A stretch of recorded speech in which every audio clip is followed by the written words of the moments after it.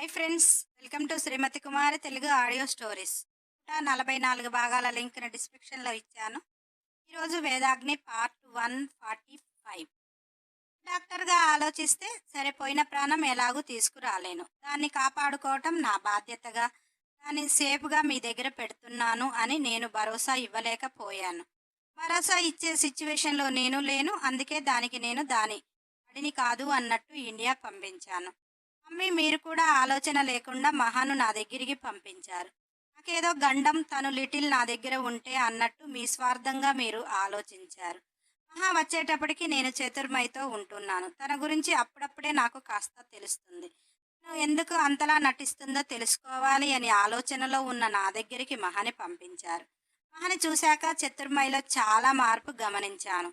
తను వద్దు అంటే చతుర్మయి లైట్గా తీసుకుంటుంది అనుకున్నా, కానీ తనను వద్దు అంటే మహామీదికి వస్తుంది అని నేను కూడా అబ్జర్వ్ చేయలేకపోయాను. ఏదేమైనా ఎవరి పాపాన వాళ్లే అన్నట్టు చతుర్మయి ఏదో చేద్దాము అనుకుంటే మహా వాళ్ళ బ్రదర్ని చంపేయటం, అటువంటి సిచ్యువేషన్లో ఉన్న నేను దాంతో లవ్ డ్యూయెట్ వేసుకునే టైం లేదు. దాన్ని ఎలా ప్రొటెక్ట్ చేయాలి అన్న ఆలోచనలో ఉన్నాను అని రుద్ర బాధగా చెప్తుంటే, యజ్ఞిక మరి ప్రెగ్నెంట్ అన్నది. కూడా చతుర్మయి డ్రగ్ ఎఫెక్ట్, దానికే తెలియని మా కలయిక. అదేంటి మమ్మీ, లిటిల్ గాడు పుట్టినప్పుడు నాకు తెలియదు, ఇప్పుడు బేబీ అప్పుడు దానికి తెలియదు. ఆ లోకంలో ఎవరైనా ఉంటారా మమ్మీ అని అడుగుతుంటే యజ్ఞిక నవ్వుతూ, డాడీ ఒక వెరైటీ పీసు, అతగాడికి పుట్టిన నువ్వు ఒక వెరైటీ పీసు, నీకు పుట్టిన లిటిల్ ఇంకొక వెరైటీ పీసు. ఈ డాడీకి తెలియకుండా నువ్వు వచ్చావు, నీకు తెలియకుండా నీ కొడుకు వచ్చాడు. ఇంత వెరైటీ పీసెస్ని అందరినీ ఆ గాడ్ నాకే చూపిస్తున్నాడు అంటుంటే, మమ్మీ దాని ప్రాణాలకు ఏమైనా ప్రమాదం లేదు కదా అన్నాడు. యజ్ఞిక ప్రాణాలకు ప్రమాదం లేదు, కానీ తను కలవటం అంటే కోలుకోవటం అంటే కోలుకోవాలి అన్న ఆలోచన ఉండాలి కదా అన్నది. వన్డే మమ్మీ, రేపు ఎంత త్వరగా వీలైతే అంత త్వరగా వచ్చేస్తాను అన్నాడు. రుద్రిక దగ్గరకు కళ్యాణ్ కాలిన గాయాలకు ఆయింట్మెంట్ రాస్తూ ఊదుతున్నాడు. రుద్రిక, కళ్యాణ్ నాకు అస్సలు మంట పుట్టడం లేదు, నువ్వెందుకు అంత కంగారు పడుతున్నావు అంటుంటే, కళ్యాణ్ సై నీకు ఇంజెక్షన్ పవర్తో ఏ నొప్పి అర్థం కావటం లేదు, కానీ దెబ్బలు, ఈ కాలిన గాయాలు నీ వంటిపై నాకు కనిపిస్తుంటే నా ప్రాణం ఊరుకుంటుందా? ఇవన్నీ ఎప్పుడు మానాలి? నువ్వు మామూలుగా ఎప్పుడు అవ్వాలి అని అంటుంటే, రుద్రిక ఇప్పుడు నీ బాధ ఈ గాయాలుంటే నాతో రొమాన్స్ కుదరటం లేదు అని అనుకుంటా అంటుంటే, రుద్రిక కళ్ళల్లోకి నవ్వుతూ చూస్తూ, ఇది కూడా ఒక కారణంలే. అయినా రుద్రిక, నేను చాలా అదృష్టవంతుణ్ణే. క్షణం ప్రాణం పోయినట్టు అనిపించింది. మీ డాడీ నీల్ డౌన్ చేసి ఏడుస్తుంటే, ఇంత యాటిట్యూడ్ మనిషి మీ డాడీ. లైవ్లో లైన్లు అవన్నీ చూసినట్టుగానే నేను చాలాసార్లు చూశాను. మీ మమ్మీ దగ్గర చాలా కూల్గా ఉంటాడు, కానీ వేరే ఏ సందర్భంలో చూసినా కానీ తన మాటలు, తన బిహేవియర్ ఫైర్ లాగానే అనిపించేది. అటువంటి మనిషి ఆ నీల్ డౌన్ చేయగానే నిజంగా నువ్వు మాకు లేవు అని అనిపించింది. ఆ గుండె ఆగినంత పని అయిపోయింది. ఆ క్షణం నాకు ఒకటే అనిపించింది, నిజంగా నువ్వు లేకపోతే నా గుండె ఖచ్చితంగా ఆగిపోతుంది అని. భారంగా శ్వాస తీసుకుంటూ చెబుతుంటే, అత్త అంటూ వచ్చాడు. వాడిని చూడగానే రుద్రిక, కళ్యాణ్ వీడెవరో తెలుసా? రుద్ర కొడుకు అనగానే, కళ్యాణ్ వాట్, వాడికి కొడుకు ఏంటి నీ పిచ్చి? నీ భయం మీ డాడీ ఎప్పుడు చెప్తాడా అని చూస్తుంటే నువ్వేమో వరల్డ్లో లేని వింతలు, విడ్డూరమైన మాటలు అంటున్నావు. వీడేజేంటి వాడేజేంటి అన్నాడు. Little S S mom, my daddy is Rudra, my mom is Mahanti అని యాటిట్యూడ్గా చెప్తూ, అత్త ఈ చైన్ ఎవరు పెట్టడంలే, నువ్వైతే సింపుల్గా తీసి ఆటో అంకుల్కి ఇచ్చేసావు అంటుంటే, రుద్రిక ఇటు రారా నేను పెడతా అన్నది. వాడు చిటుక్కున బెడ్ ఎక్కేశాడు. రుద్రిక వాడిని గట్టిగా హగ్ చేసుకుని ముద్దు పెట్టి, కళ్యాణ్ వీడు స్మాల్ కిడ్డే కానీ వాళ్ళని భలేగా కొట్టాడు. ఆ రోజు ఏదో అత్త అన్నాడు అని వీడికి బిడ్డని కనాలి, మామలేడు అన్నా కానీ వీడికి బిడ్డని కన్నెయ్యాలి అని వాడిని అపురూపంగా చూసుకుంటూ వాడికి ఆ చైన్ గట్టిగా పెట్టింది. వాడు వెళ్ళిపోయాడు. కళ్యాణ్ నువ్వేం చెప్తున్నావో నీకైనా అర్థమవుతుందా? హెడ్కి ఏమైనా దెబ్బ తగిలిందా అన్నాడు. రుద్రిక కోపంగా, నేను ఫస్ట్ అంతే అనుకున్నా, వాడికి వీడేంటి అని. ఆ డీటెయిల్స్ క్లియర్గా తెలియదు, కానీ నీకు ఇంకో గుడ్ న్యూస్, మా తమ్ముడికి సెకండ్ బేబీ కూడా వచ్చేస్తుంది అన్నది. కళ్యాణ్ బెడ్ మించి కింద పడి, వసే ఏం మాట్లాడుతున్నావే, వీడే అసలు ఇంపాసిబుల్ అంటే మళ్ళీ ఇంకొకరేంటే అన్నాడు. రుద్రిక మహా ప్రెగ్నెంట్ అని చెప్తుంటే కాలి మెల్లిగా లేచి రుద్రి పక్కన కూర్చొని, వాడు నాకంటే చాలా చిన్నవాడే, అప్పుడే వాడికి 2 బేబీస్, వాడి ఫ్యామిలీ లైఫ్ని ఎప్పుడో స్టార్ట్ చేశాడు, నువ్వు ఇలా బెడ్ మీద ఉంటే నేను ఎప్పుడు స్టార్ట్ చేయాలి అని బేలగా అంటున్నాడు. రుద్రిక కళ్యాణ్ షర్ట్ పట్టి తన మీదికి లాగేసుకుని పెదవులు జత చేసి, ఆ కోర్టు కేసు ఒక్కటి అయిపోగానే అంగరంగ వైభవంగా మా డాడీ పెళ్లి చేయగానే మనం ఎటైనా లేచిపోదామా అన్నది. కళ్యాణ్ ఒసే పెళ్లి చేశాక లేచిపోవటం ఏంటే అన్నాడు. రుద్రిక అంటే నువ్వు నేనే ప్రపంచంగా అని మైమరుపుగా అంటుంటే, కళ్యాణ్ మనసులో నువ్వు నేను ప్రపంచంగా కొత్త ప్రపంచంలోకి తీసుకుని వెళ్తాను, కానీ అప్పుడు నువ్వు నాతో ఇంతే ప్రేమగా ఉంటావా, మమ్మీ డాడీ మా తమ్ముడు అని నాతోటి రోజు ఫైట్ చేస్తావా, నేను చక్కగా ప్లాన్ చేసుకున్నా, నువ్వు నేను భూమి మీద కాదు ఆకాశం మీద కాదు, 1 సంవత్సరం పాటు ఎవరికీ తెలియని ప్లేస్లో అని అనుకుంటూ, నువ్వు నేను ప్రపంచంగా ఉంటే అప్పుడు నువ్వు ఎవరిని అడగవద్దు మరి అన్నాడు ముందుగానే. రుద్రిక అబ్బా కళ్యాణ్, వీడికి త్వరగా పెళ్ళాన్ని ఇవ్వాలి కదా, నువ్వు చాలా కష్టపడాలి కదా, అందుకే ఎవరిని అడగనులే అన్నది. కళ్యాణ్ అబ్బా అలా ముద్దుగా ఈ దెబ్బలతో ఉండి మాట్లాడకుండా నిన్నటి వరకు మాట్లాడి ఉంటే వాడికి పెళ్ళం ఎప్పుడో వచ్చేది కదనే అని జాలిగా ముఖం పెట్టి అన్నాడు. రుద్రిక నాకు వాడు నా తమ్ముడు కొడుకని తెలిసాక మనం లేట్ అయిపోయాము అని అర్థమైంది, నాకు అర్థమయ్యే వరకు ఒంటిపై దెబ్బలు వచ్చేసాయి, ఏదేమైనా పెళ్ళి కావాలి కదా, ఓపిక పట్టు, అయినా నాకు ఇప్పుడు ఒకసారి కల వచ్చింది కదా, నువ్వంట హనీ నీ తమ్ముడికి కొడుకు పుట్టాడే, నువ్వు ఇలా కిచెన్లో ఉంటే వాడికి పెళ్ళం ఎప్పుడు వస్తుంది అని, నువ్వు నన్ను మాయ చేస్తున్నట్టు ఆ రోజు ఎంత స్వీట్గా అనిపించిందో అని రుద్రిక ట్రాన్స్లో చెప్తుంటే, కళ్యాణ్ ఆపమ్మా, నీకే పెళ్లి కాలేదు, నీ తమ్ముడికి పెళ్ళంట కొడుకంట, వాడికి అసలు పెళ్లి యోగమే లేదు అంటూ రుద్రిక కళ్ళల్లోకి చూశాడు, సైలెంట్ అయిపోయాడు. రుద్రిక కనుబొమ్మలు ముడిచేస్తూ కళ్యాణ్కి వెళ్ళి చూస్తే, కళ్యాణ్ తడబడుతూ, ఒరే దొరికిపోయి చచ్చేలా ఉన్నావురా, అది నీతో ఎప్పుడన్నదిరా, కాళీగాడితో కదా అన్నది అని, అలా ఖాళీ అన్నాడు కదా నీతో అని కవర్ చేస్తుంటే, రుద్రిక నేను ఖాళీతో అన్నాను అని మీకెలా తెలుసు అంటుంది. కళ్యాణ్ అదే నిన్నప్పుడు లవ్ అని టార్చర్ పెట్టాడు కదా, నువ్వేమో నాకు కళ్యాణ్ తప్ప ఎవరూ వద్దన్నావు కదా, అలా ఖాళీకి మండి అలా అంటాడని గెస్ చేసా అంతే అన్నాడు. రుద్రిక ఏమో కానీ సేమ్ అలాగే అన్నాడు, కానీ నా కలే నిజమైంది కదా అనగానే కళ్యాణ్ రుద్రిక కళ్ళల్లోకి చూస్తూ, నీ కల నిజమైంది కదా హనీ, మరి మనం బేబీ కోసం ట్రై చేద్దామా అన్నాడు. రుద్రిక చేద్దాం కానీ ఇప్పుడు కాదు, నాకు నిద్ర వస్తుంది బాబు, నువ్వు ఇంటికి వెళ్ళిపో అన్నది. కళ్యాణ్ నువ్వు పడుకో నేను వెళ్తానులే అని రుద్రిక నిద్రపోగానే మెల్లిగా ఆమె పక్కన చేరి అతను కూడా నిద్రపోయాడు. రుద్రికాని వదిలి వెళ్ళాలి అని కళ్యాణ్కి అనిపించలా. వేగ్నిక వేదు హాస్పిటల్లో ఉన్న హౌస్లోనే ఫ్రెష్ అయ్యి లిటిల్ గాడిని కూడా ఫ్రెష్ చేయించి ఫస్ట్ రుద్రిక రూమ్లోకి చూశారు. కళ్యాణ్ రుద్రికాని చూడగానే కళ్యాణ్ గుండెల్లో ఆదమరచి నిద్రపోతున్న రుద్రికాని కళ్యాణ్ చూస్తూ డోర్ వేసి మహా దగ్గరికి వచ్చారు. మహా గుండెల్లో తలపెట్టి నిద్రపోతున్న రుద్రాన్ని చూసి ఇద్దరు షాక్ అయ్యి, అదేంటి వీడెప్పుడు వచ్చాడు అని వేగ్నిక అంటుంటే, వేదు ఎంతటి మగాడైనా అతని గుండెల్లో ఉన్న మనిషి ప్రమాదంలో ఉంది అంటే ఎవరి కాలు ఎక్కడా నిలవదు, వాళ్ళని చేరి వాళ్ళని చూశాక ప్రశాంతంగా ఉంటారు. నాకు తెలిసి వాడు నిద్రపోకుండా అక్కడ పని కంప్లీట్ చేసుకొని ఏ ఫ్లైట్ దొరికితే ఆ ఫ్లైట్కి వచ్చేసి ఉంటాడు అంటుంటే, వేగ్నిక వీడు ట్రీట్మెంట్ కూడా స్టార్ట్ చేశాడు, ఇక్కడ ఇక మనకేం పని లేదు వెళ్దాం పదా అని డోర్ దగ్గరికి వేసి వెళ్ళారు. లిటిల్ కిందికి జారిపోతున్నాడు, ఎందుకంటే అక్కడ స్టాఫ్ వాడిని పిలుస్తున్నారు, అందుకే వాడు అక్కడికి వెళ్ళాడు. వేది ఇక మనకి కూడా బాధ్యతలు తీరాయి, మనం హనీమూన్కి పోదామా అన్నాడు. వేగ్నిక ఆశ్చర్యంగా వేదికెళ్ళి చూసి, వాళ్ళు హనీమూన్కి పోవాలా, నువ్వు నేను పోవటం ఏంటి, మీకు పిచ్చి కానీ అన్నది. వేద్ కళ్యాణ్కి డ్యూటీతో రుద్రికతోనే జీవితం సరిపోతుంది, రుద్రకి ల్యాబ్ వర్క్ ఫుల్గా ఉంది, వాడిని అర్థం చేసుకుని చూసావు కదా, వాడిని గుండెల్లో పెట్టుకునే మహా చూసుకుంటుంది, ఇక మనకేం పని, మనం కదా హనీమూన్కు పోవాల్సిందే అంటుంటే వేగ్నిక పోదాం పోదాం లిటిల్ని తీసుకొని హనీమూన్కి పోదాం అని నవ్వుతూ అన్నది.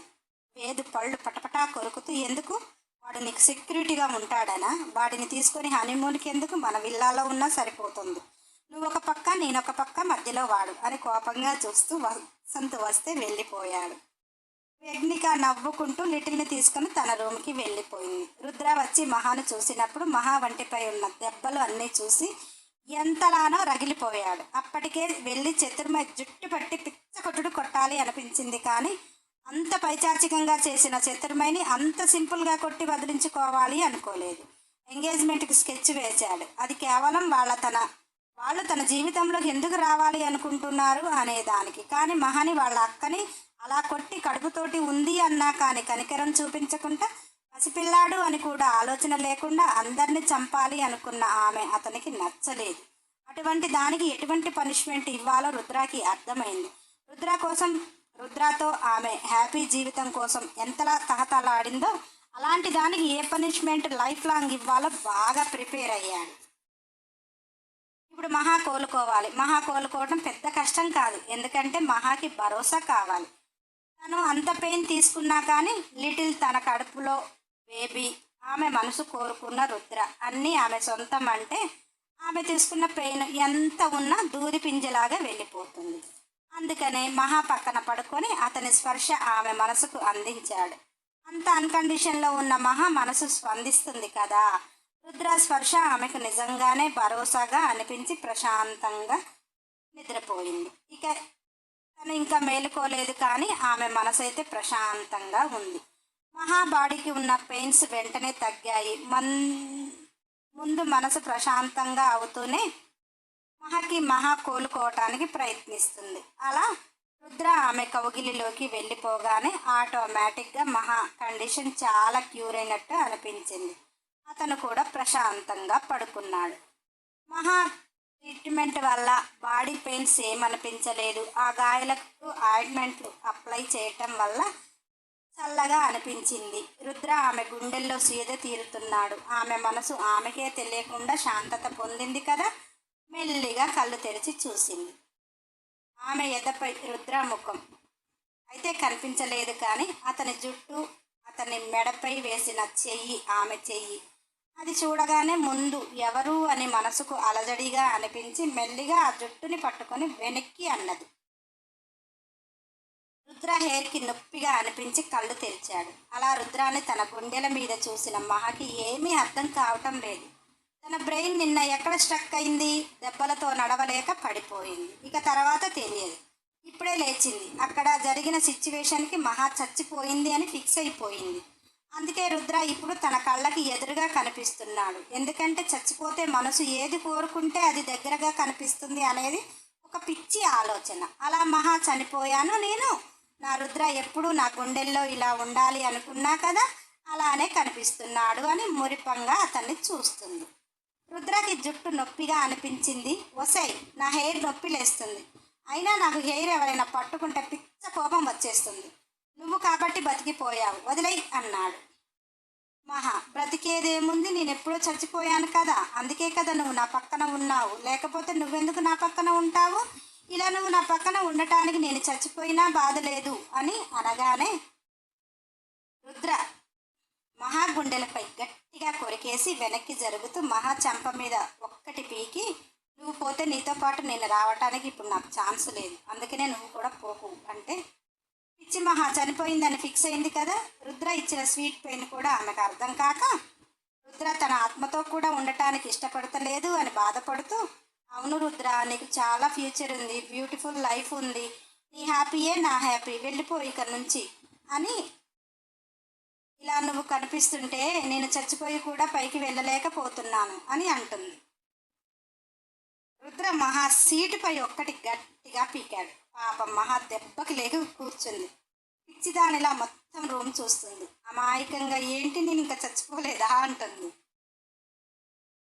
రుద్ర, పోతావే పోతావు, ఎందుకు పోవు, నువ్వు హ్యాపీగా వెళ్ళిపోతావు, నేనేమైపోవాలి, లిటిల్ ఏమైపోవాలి, మళ్ళీ నువ్వు వెళ్ళేటప్పుడు అని మహాని గట్టిగా హగ్ చేసుకుని పొట్టపై ముద్దు పెట్టి, నా బేబీని తీసుకుని వెళ్తావా, ఎవరిచ్చారే నీకు నా బేబీని తీసుకెళ్లే రైట్స్ అని గద్దిస్తున్నాడు. మహాకి ఆ క్షణం తన కడుపులో బేబీ రుద్ర ఇది నిజమా అని మనసుకి ఎంత ఆనందపడిపోతుందో అర్థమే కావటం లేదు. ఎలా చెప్పాలో అర్థం కావటం లేదు. ఆ బేబీ రుద్ర బేబీనా అని సంతోషం రుద్రాని అయితే పిచ్చ కొట్టుడు కొడుతూ, ఆ రోజు నన్ను ఏమి చేయలేదు అన్నావు, ఏమి చేయకుండా నీ బేబీ ఎలా వచ్చింది అని అమాయకంగా అడుగుతుంది. రుద్ర, ఆ రోజు నేనేం చెయ్యలేదు, నువ్వే చేశావు, అందుకే అన్నాను. అయినా నేనెప్పుడు ఏం చేయలేదు కదా నిన్ను. లిటిల్ అప్పుడు నువ్వే చేశావు, ఈ బేబీ అప్పుడు నువ్వే చేశావు, ఇక నేనేం చేశానమ్మా నిన్ను. చేసిందంతా నువ్వు చేసి నా బతుకు బుగ్గి పాలు చేసి లిటిల్ నా కొడుకు అని చెప్పుకోలేకపోతున్నానే. నాకు 20 కంప్లీట్ కాకుండానే 4 ఇయర్స్ బాబు, మళ్ళీ సెకండ్ బేబీ అంటే ఫ్యూచర్లో నా name immunity booster scientist Rudra son of Vedarth అని చరిత్రలో నిలిచిపోతాడు. అప్పుడు నా పర్సనల్ లైఫ్ తీస్తే అసలు నన్ను ఏమనుకుంటారే. నా లైఫ్ను మొత్తం స్పాయిల్ చేసింది. అమ్మో అమ్మో అని రుద్ర మోకాలు పైకి పెట్టి దాని మీద చెయ్యి పెట్టి ఆ చెయ్యి నెత్తి మీద పెట్టి శోకాలు పెడుతున్నాను. మహాకి ఏదో జాలిగా అనిపించి, నువ్వంత బాధపడకు రుద్ర, నేను లిటిల్ ఈ బేబీ నీ బేబీ కాదని చెప్తాలే. ఇప్పుడు నీకు చతుర్మయితో లైఫ్ ఉంది కదా, మళ్ళీ నీకు బేబీస్ వస్తారు కదా, వాళ్ళని చెప్పుకో. నేను నీ లైఫ్కి అస్సలు నేను నా పిల్లలు కానీ అస్సలు అడ్డురాము. నువ్వు బాధపడకు రుద్ర అని అమాయకంగా అంటుంది. రుద్ర, అయితే నా లైఫ్కి నువ్వు అడ్డురావు కదా అన్నాడు. మహా, అస్సలు అడ్డురాను అని తన పొట్టపై చెయ్యి పెట్టుకొని, ఈ బేబీ నాకే అర్థం కాలేదు, ఈ బేబీ కూడా నీ బేబీ అన్నావు కదా, ఇక నాకు చాలు, వీళ్ళిద్దరితో నా లైఫ్ హ్యాపీగానే ఉంటుంది అన్నది. రుద్ర, ఎలాగూ లిటిల్ బేబీ నా కిడ్స్ కాబట్టి అని ఆమె హ్యాండ్ తీసుకుని తను పెట్టిన ఉంగరంపై ముద్దు పెట్టి, నువ్వు నా ఫస్ట్ వైఫ్, వాళ్ళు మన కిడ్స్, కానీ నేను సొసైటీలో చెప్పుకోలేను కదా, సీక్రెట్గా నువ్వు, పబ్లిక్లో చెప్పుకోవటానికి ఇంకొక వైఫ్, ఎలాగో నువ్వు ఫస్ట్ వైఫ్ కదా, నువ్వు నా ఫ్యామిలీలో ఉండు, నా సెకండ్ వైఫ్ ఎప్పుడు నాతో ఉంటుంది, అప్పుడప్పుడు నీ మీద కూడా ఫీలింగ్స్ వస్తే నీ దగ్గరికి వస్తాను, నువ్వు నా ఫస్ట్ వైఫ్ కదా, కాదనకూడదు అన్నాడు. మహా, ఇంకా నేనెందుకు, నీకు సెకండ్ వైఫ్ ఉంటుంది కదా, నాకు నువ్వు వద్దు అన్నది. రుద్ర, అలా ఎలా కలుస్తుందమ్మా, నువ్వు నాకు తెలియకుండానే నన్ను ఒక తోపుని తురుముని చేశావు అంటే అసలు ఆ ఫీలింగ్ ఎలా ఉంటుందో తెలుసుకోవాలని నా బాడీ తెగ్గ ఇదైపోతుంది. అప్పుడప్పుడు నీ దగ్గరికి వచ్చి నా బాడీని బాగా జనరేట్ చేసుకొని వెళ్ళి సెకండ్ వైఫ్ దగ్గర చూపిస్తా. తప్పదు మహా, నువ్వు నాకు తెలియకుండానే 2 బేబీస్ని తీసుకుని వచ్చినందుకు నీకు ఈ పనిష్మెంట్ కంపల్సరీ. బాగా ప్రిపేర్ అయిపోయి బాగా కవర్ అయిపో, నీతో ఫస్ట్ నైట్కి ప్రిపేర్ అయిపోతా నేను, తర్వాత మళ్ళీ సెకండ్ వైఫ్ దగ్గర నా పర్ఫార్మెన్స్ వీక్ కాకూడదు కదా అన్నాడు. మహా, అదేంటి రుద్ర, నీకు ఫస్ట్ కాదు నాకు ఫస్ట్ కాదు, ఫస్ట్ నైట్ ఏంటి అన్నది. రుద్ర, అంటే నేను ఇద్దరం స్పృహలో ఉండి ఏం చేసుకోలేదు కదా, అలా నేను ఫీల్ అవుతున్నట్టు నువ్వు నన్ను ఫీల్ అవుతున్నట్టు ఆ మూమెంట్ని మనం ఫస్ట్ నైట్ అనుకుంటాము. ఎందుకంటే ఇద్దరికీ తెలిసి జరుగుతుంది కదా, అందుకని బాగా ప్రిపేర్ అయిపో. అస్సలే రేపు నాకు ఎంగేజ్మెంట్. చైతు, రేపు నైటే కావాలి అంటే మరి నువ్వు ఈరోజు నైట్కి రెడీయా అన్నాడు. మహా తన పరిస్థితిని తాను చూసుకుని, ఇప్పుడు నేనున్న హెల్త్కి నువ్వు ఒక డాక్టర్వే కదా, నీకు తెలీదా అన్నది. రుద్ర, తెలుసు, నువ్వు కవర్ అవ్వాలంటే 1 మంత్ పడుతుంది, మరి అప్పటి వరకు చైతు ఆగదు కదా, ఎలా మరి. సరేలే, ఏమైనా నీతో ఫస్ట్ నైట్ అయితేనే అక్కడ స్టార్ట్ చేస్తాను, అప్పటి వరకు ఎలానో వెయిట్ చేస్తాను. నువ్వు మాత్రం ఎంత త్వరగా వీలైతే అంత త్వరగా రికవరీ అయిపోయి మన ఫస్ట్ నైట్కి నువ్వే ప్లాన్ చెయ్యి, ఎందుకంటే నువ్వు చేస్తేనే కదా నేను ఎంత తోపుని అని నాకు తెలిసేది అంటూ మహాకే ఇంజెక్షన్ ఇచ్చేశాడు. తాను నిద్రపోతూ ఆలోచిస్తుంది. పిల్లల కోసం ఫ్యామిలీలో నన్ను ఉంచుతున్నాడు, అతని అవసరాలకు ఇంకొకరు, చచ్చిపోలేను బ్రతకలేను, ఇదేనా నా జీవితం అని రుద్ర రింగు పెట్టాడు కదా, ఇక పెళ్ళి కూడా అయిపోయినట్టే, పిల్లలు కూడా అయ్యారు, ఇక నేను వంటింటికి మహారాణిని, అతని సెకండ్, అతని బెడ్రూమ్కి మహారాణి అని పాపం పిచ్చిది అలా ఫిక్స్ అయిపోయింది. రుద్ర ఇప్పటికీ కూడా మహాకి నేను నీవాడినే అని ఎందుకు చెప్పటం లేదు అంటే ఏమోనమ్మా, నాకు కూడా తెలియదు. 20లో ఇద్దరు కిడ్స్ని ఇచ్చాను అని వాడి తుంటరి లైఫ్ అల్లరి లైఫ్ మిస్ అయిపోయింది అని అలా అల్లరి చేయటానికి ఏమో. ఇమ్యూనిటీ బూస్టర్ పరిశోధనలో అంత చిన్న వయసులోనే ఒక సైంటిస్ట్గా ఎదుగుతున్నాడు. బయట చాలా డీసెంట్గా ఉండాలి కదా. ఇప్పుడున్న రుద్ర వయసుకి అల్లరి ఎవరి దగ్గర చూపించాలి మరి? అల్లరి పిల్లోడోయమ్మ, ఆ భాగ్యం మహాకే దక్కేనమ్మ.